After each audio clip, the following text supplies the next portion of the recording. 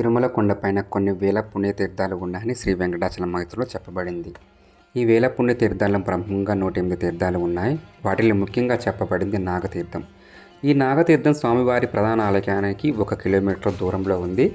ఇది మనం వరాహ guest house ఎదురుగా ఉన్న దారి నుంచి వెళ్ళాలి. ఈ నాగతీర్థానికి ఈ తీర్థానికి వెళ్ళటానికి ఎటువంటి వాహనాలు వెళ్ళవు, నడిచి మాత్రమే వెళ్ళాలి.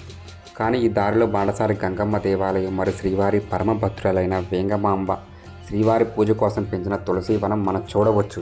ఈ నాగతీర్థం వెళ్ళే దారి ఎంతో ప్రకృతి అందాల నడుమ భారీ వృక్షాల మధ్య ఎంతో సుందరంగా, రమణీయంగా, ఆహ్లాదకరంగా ఉంటుంది. ఈ నాగతీర్థం చేరుకోగానే మనకి ముందుగా పెద్ద బావి కనిపిస్తుంది. ఈ బావి నుంచే నాగులు స్వామివారి పూజా కార్యక్రమాలు నీళ్లు తీసుకువచ్చి పూజ చేసేవారంట. ఈ బావిలో నీళ్లు తలపై 7 సార్లు చల్లుకున్నా కూడా నాగదోషాలు పోతాయని నమ్మకం. ఈ నాగతీర్థం దగ్గర ప్రదేశంలో ఉన్న నాగదేవత విగ్రహాలు ఎన్నో మనం చూడవచ్చు. ఈ తీర్థం దగ్గర ఒక గుహకు దారి ఉంటాయని కూడా గమనించవచ్చు. ఈ దారి నుంచి నాగులు వస్తాయని, అదే నాగలోకమని చాలామంది విశ్వాసంతో ఉంటారు. మీరు కూడా తిరుమల వెళ్తే ఖచ్చితంగా నాగతీర్థాన్ని దర్శించండి.